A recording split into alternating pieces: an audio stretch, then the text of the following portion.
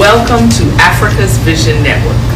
Africa's Vision Network features African cultural awareness, education, economic empowerment, religion, spirituality, and other issues focusing on the African world. I am Princess Ayo, your host for this show. Our program this evening will focus on part 1 of Remembering Saul Simington. Saul was a well-known photographer and graphic artist, especially in the Washington metro area, and he was the son of our own producer, Gloria Fleming, who we're going to talk to this evening. Today we wanted to pause and reflect on this great guy's life. Last year this time, Saul Simington was getting ready to celebrate the 10th anniversary of the Image House. Gloria is the producer of Africa's Vision Network. She is a genealogist and loves history, especially African and African American history. Welcome to Africa's Vision Network. Thank you. It's good to have you on this side of the camera. Gloria, what are you reflecting and remembering about your son Saul and his 3-year battle with Paraganglioma? I was remembering, I think it was about 3 or 4 years ago, that he was diagnosed. Well, he didn't really know what was wrong, and he had to go to George Washington University so they could do like exploratory surgery. And I remember that my son Marlon and his buddies that worked on the railroad came up, and some of Saul's friends came up. His daughter and her mother came up, and we were all out there at the hospital, and I said a prayer for him, and we waited, what was going to happen. And then when they came out, they couldn't tell us right away what was wrong, because they had to have some biopsies and things done. But anyway, when they did tell us, I think Saul was kind of depressed in the hospital, and I think of this young lady that came out there to the hospital, and she told him that, because he had told her about my surgery, and when she came out to the hospital, she told Saul, "You're not going to hate God for this." She said, "You're going to get up from there." And that very day, he got up from there and walked down the hall, and he went home in 2 days, and he struggled with a lot of pain, but he kept moving on. He kept on with his business and everything, and it was just wonderful to see, because I don't think I could do it, to see how he struggled to have that 10th anniversary, and how he just struggled to the end. On Christmas Day, about a week before he died, Gabby came up, and he was showing Gabby how to operate the computer, and there were just so many wonderful things that I remember about him, and I'm thankful to God that he left a nice legacy behind. And I'm not going to say much else, because we don't have a video clip of a former interview that was done with him on the TV show. I know you told me after the funeral, when I came back, I was out of town, how wonderful the funeral was. And just share some of that celebration of his life and his friends, all the people. It was so wonderful, because it helped comfort me when he was in the hospital sick, toward the end. And I think Marlon, my son, sent out a text message to everybody that was on his address list. And people came from all around the United States. Some fellow that he had helped that was a DJ down in Miami came up, and it was just uplifting to some of his buddies. Not just his buddies, but their parents came up. Wow. And they all talked about some of the things that Saul had done. And it was the same way after he died, when we had the tribute. And they all talked about their remembrance of Saul. And then at the funeral, it was just a grand feeling, because my family, they came up from Florida, and then Gabby's family came up from Portsmouth, and it just helped me get through a bad time. Sure, absolutely. Well, we thank God for it. Thank you, Gloria.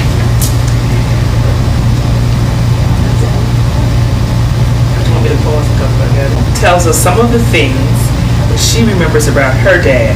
So tell us, Gabby, about your dad being your guardian angel when you were at George Washington Hospital with your mother. My dad is my guardian angel because when my mom went to the hospital to go see about a parking ticket, I was running up the stairs and I fell forward and I felt someone pull me back. Okay. Oh, and what's your name? Gabrielle Saul Simington. Tell me about the dog, the music that was playing. I got this for my dad for a Christmas present. For Christmas present? Mm-hmm. Why you chose that dog? I didn't choose it, my mom chose it. Your mom chose it? Okay. And also tell me about your last Christmas. How was it? Good. Good. What did you get? I know that your dad got you a lot of presents.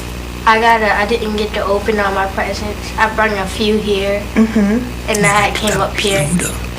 I came up here at 4 o'clock in the morning to surprise my dad at the hospital. Mm-hmm. Was he excited to see you? Yes. What made you decide to go over there and surprise him? I don't know. You don't know? The computer. Tell me about the computer. My dad got me a Mac laptop. A Mac laptop. Do you know how to use it? Yes. A lot. He showed you how to use it? Mm-hmm. Okay, what did he show you that was most important on the Mac computer? The game. In the remainder of the tape, you will hear excerpts from an interview of Saul's with Africa's Vision Network, recorded October 4th, 2000 at Comcast Studios in Alexandria, Virginia. Thank you for being our guest this evening. And I thank you, my audience, for being so attentive to our guest. Stay tuned for more exciting shows on Africa's Vision Network. Make it a reality because the abduction of my brother, death to the thief, straining and draining your source of soul's source, cut off its paragangliomic head and your vascular tentacles lashed and locked to your gut, sucking, execute renegade cells, creating the jail cell encasing your body and encrusting soulful soul smothering smiles, occasionally breaking through the maze, repeated experimental treatments. The beast in the belly has invited its kin, residing in various parts of your body, including skin, sucking supplements, liquid diet, greedy tentacles sucking, 40 years of breath like a night thief, stealing into life, like warrior fighting for life, greedy sucking tentacles, the body only, past visions embroidered with smiles from one ear to the other, ears as large as a smile. When you were a baby, Debbie next door called you Wide Smile. When you were 7, you and Marlon had to pay when you farted. You would laugh so hard you would fart some more. When you were 10, we took turns baking and we played. One of your gifts, the spirit of play. When you graduated from high school, your nephew broke your Serengeti shades twice. When he was 1, you taught him how to break dance. The dream to become a photographer framed 10th anniversary of the image.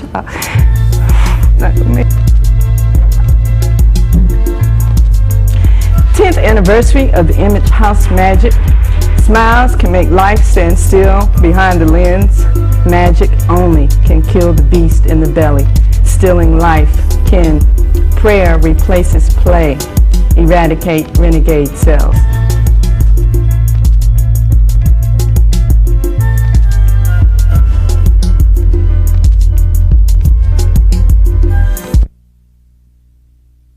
Good evening and welcome to Africa's Vision Network. Africa's Vision Network is a show that talks about cultural awareness, education, and economic empowerment. I am Princess Ayo, your host for this program. This evening, our program will focus on the art of photography and graphic arts. Our special guest this evening, his portfolio includes the image of Babyface, Colin Powell, LL Cool J, the notorious B.I.G., actor Will Smith, and many others. His clientele include Damani Dada, Moeshe, Butterware, Fubu, Radio 1, Black Entertainment Television, Sister to Sister Magazine, D.C. Mayor Anthony Williams, the Washington Wizards, Def Jam Recordings, Epic Records, Sony Records, and a range of different record labels. His work has been displayed at DC Live, one of the largest nightclubs in Washington, D.C. He's been on national television as the photographer for Rachel, host of BET's Planet Groove. He attended the Art Institute in Philadelphia, Pennsylvania, specializing in fashion art, and completed 2 years at Tidewater Community College in graphic arts, specializing in photography. Who is this, you may ask? He is Mr. Saul Simington, one of DC's top photographers and founder and CEO of the Image House of Washington, D.C. Saul, welcome to Africa's Vision Network. Thank you. Thank you. We're pleased to have you this evening. And after that mouthful, then I see here on my script I have now, tell us about yourself. But there is so much to say. I mean, I've already said so much. But just tell us about your background, how you got to this spot. Well, you know, in high school, you know, everybody kind of like have something that they like. I messed around with photography, taking pictures. All my boys played football and they was into sports. I was more into the arts. You know, I took art classes, clothing classes and stuff. Then I ended up taking pictures of them while they was playing football, and I started liking. But photography is so expensive that it's kind of like you have to understand if this is something you're going to do, you have to get serious at it. And my mother... I have to interrupt you because I just can imagine when I was in high school, any boy that was doing artsy things were laughed at. Did you get any of your boys laughing at you or joking because you were not playing basketball with them and taking pictures on the side? Well, yeah, kind of. I mean, you know, everybody kind of, if you're not really heavily into sports, they kind of, you know, tease you a little bit. But, you know, that never really, like, you know, made me lose my focus on what I wanted to do. I got into it. It was something I really liked. They enjoy getting their pictures, you know. I made them happy, and I seen that this is a way to make people happy, and it made me happy also. So, you know, just I got into it, took some classes in college, and then I really concentrated in it. And you were about to talk about your mother and how she influenced. Well, yeah, she it was actually her camera. Oh, okay. And, you know, she brought a camera, and I just pretty much took over the camera, and it moved on up from there. Okay. And I must tell the audience that your mother is the producer for this show. So I know she is super proud of you. And I can just imagine she's such a hardworking person on this show and so focused, she probably passed that down to you. Do you think you got that? Yeah. I mean, you know, as a child, you never really know where you get your gifts from. Definitely, you know, from my mom, you know, she push.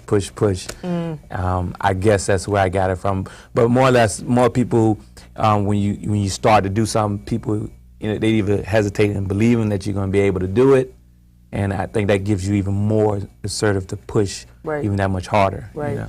Was she the kind of parent that she saw a little bit of what you could do and then she pushed you all the way over on the other edge? She kind of haggled me a little. She did. Yeah. You know, I could just imagine her being like that. I had parents like that too. Yeah. They would see me draw one line and they go buy me an art set, you know, and they really get excited about. Yeah, no, she was real doubtful about a lot of things. It's like, you sure you're gonna be able to make it? Are you sure this is what you want to do? And I'm like, you know, I enjoy it, you know. So, I tell a lot of people if it's something that you enjoy doing, you're gonna work that much harder at it, you know. And I think that's what really keeps me going. Well, you know, art is enjoyable for artists, you know, and I'm an artist also in my own way as a storyteller.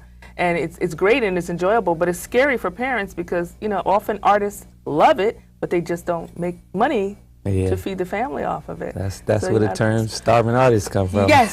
It isn't always pleasant. No, it's not. It's not. Besides your mother, who are your other role models in doing this work? Definitely have to give honor to God. He's definitely blessed me with my craft, and I look to him for a lot of support and a lot of things I do. You know, other than my mother, that's, you know, as far as my role models.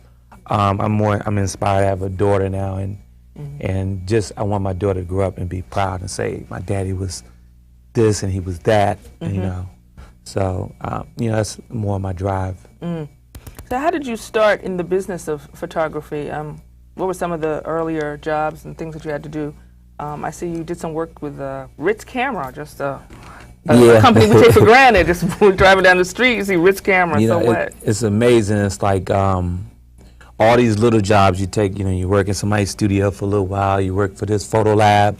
You work for this photography company, and little by little, you pick up all this information, and you're able to gather together down the road, and it's really built up a big background for me. So it's just a lot of little jobs, and then, you know, your main goal is, you know, you want your own studio, and, you know, it's so far away when you first starting out, you know, and down the road, you know, it became a reality.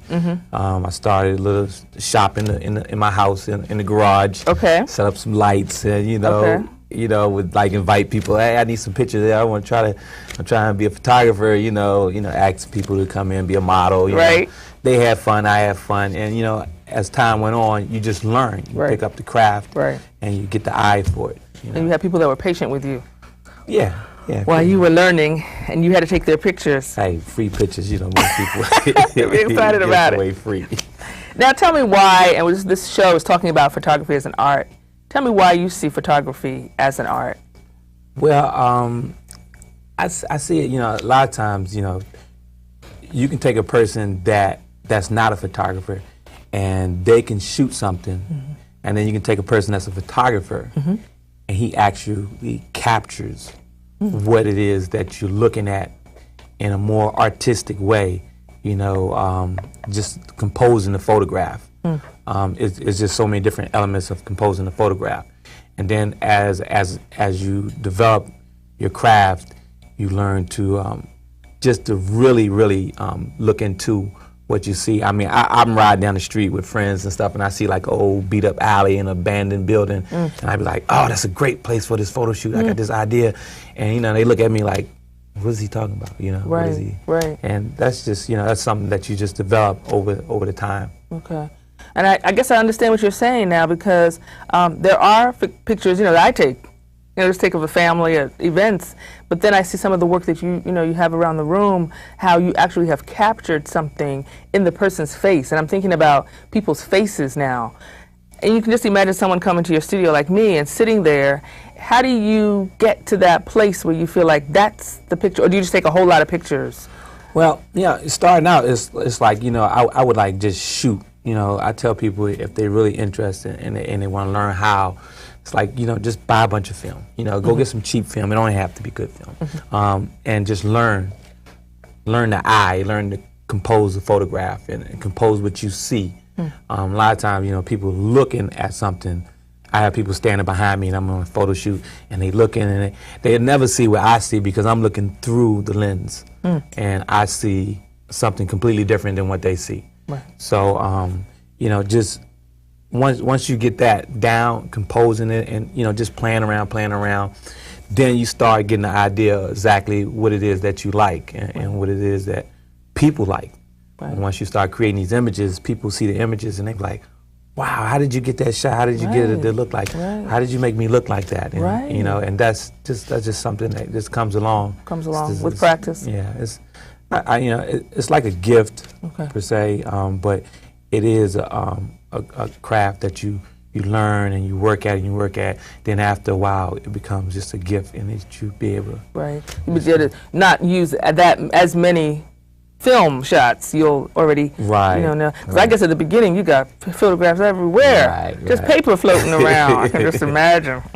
What area of photography do you specialize in, or do you have a specialty? Yeah, I specialize in commercial, fashion, fine art, you know, editorial. A lot of the high-end photography.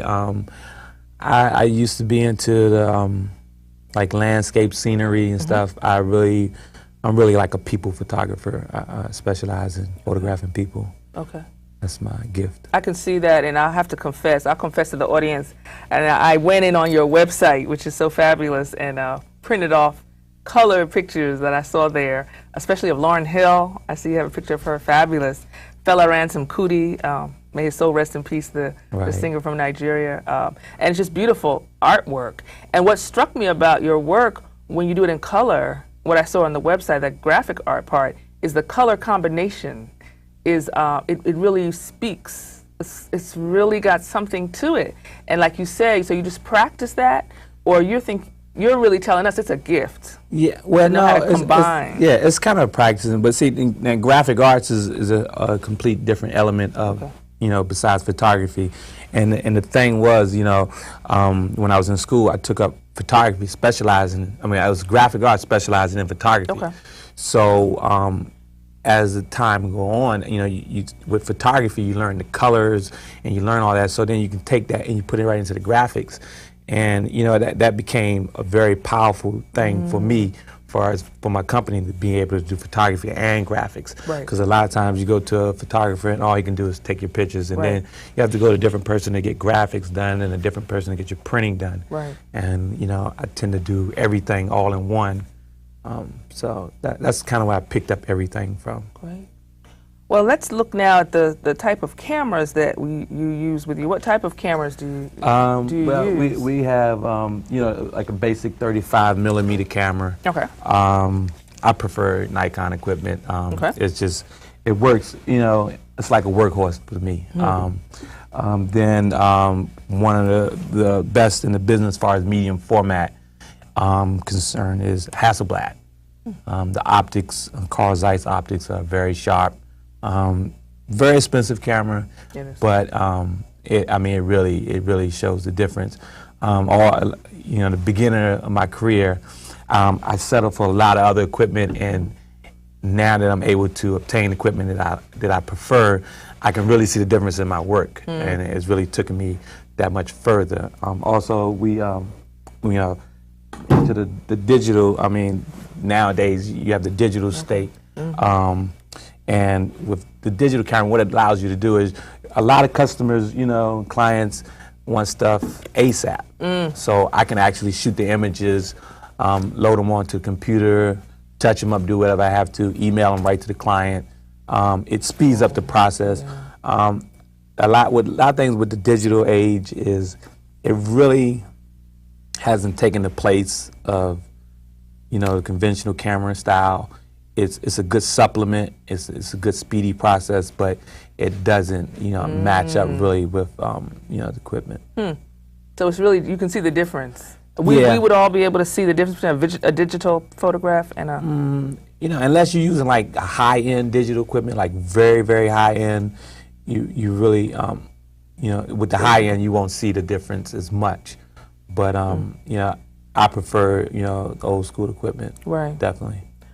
What projects are you working on now? We've got all these names of people that you've photographed in the past. What's coming up now? Well, we just finished up photographing the first NBA cheerleader calendar for the Washington Wizards. We're in the production stage. We're doing the graphics and setting it up, and designing it, finding sponsors and putting the whole thing together. I worked on other calendars before where I just was brought on as just a photographer, or I was brought on as just a graphic artist, or both. Where this is my project completely for the Image House, basically. To divide up what happens in your company with the photography part of it and the graphics part of it. How does that work? Does it come together, or is it? Separate? Well, sometimes it comes together. Some clients, just had a client recently that I did a gospel CD for, and we photographed, the actual picture for the CD cover, and then we designed it also. So that's when it kind of comes in together. You get some clients that they don't want to bounce around here and there to these different people. They like to be able to come to one place and get everything done, and that's what we're able to do over at the Image House. That's great. And being to me, you're a young black man anyway. It must be quite a feat for you to be out there. You have your own place. It's not in the garage anymore. It's not in the basement. somewhere. It's not on the fly. It's really the responsibility of paying the rent of the office and sticking to it. Tell us how did you do this as an African American man in America? Wow. Big long question, I know, but we're interested. Coming out the gates, of course, mother helped out a lot. And later on down the line, my brother chipped in. But really just just keeping your focus. A lot of people, they think, now where I'm at, they think, oh, you got the car and all this. And I'm like, I don't have that because I opt not to have that. To take my money that I make and put back into my studio. Buy more equipment, more computers. I mean, especially with computers, 3-4 months down the road, there's something new out. Old. So, I put back in, but coming up with the rent starting out was wow. It was tough. I really was like scary, huh? It was some moments there that I was like, oh, I'm not gonna make it, and everybody think I'm not gonna make it, so I'm gonna prove them right. And I was like, then I got on my knees, prayed, and things worked out. God was definitely been great to me. So that's basically how I've been getting by, But now it's to a point where in the DC market, at least in the DC market, that my name is bubbling, and a lot of people out there, recognize the quality of work that I put out. Right. And it's not like, hey, well, let's do Saul a favor and give him some business. It's not even really about that. It's really about the quality of work that I give them. Most of my clients seem very happy about the service I provide for them. Right. So in a way, how you got over was to sacrifice and give up on the beautiful things. Sacrifice is the key word to entrepreneurship. It sounds like it. What are some of the trials that you have now and tribulations you have now as a black business person? Let's say this could apply. Probably you could give advice to young men and women. I think the key thing is it's not a lot of racism out there like it is, but it really is. Right. It's more undercover. Right. A lot of times you wouldn't even know it happened to you. Okay. For instance, when I went to purchase my camera, the Hasselblad camera is so expensive that purchasing equipment alone was, this guy he come in here with the jewelry and he look young and he's probably gonna steal the camera. A lot of people don't take you serious, and I had a lot of trials and tribulations with that alone, and then people just taking you serious. I'm not a suit and tie person. I'm not in the corporate world. Right.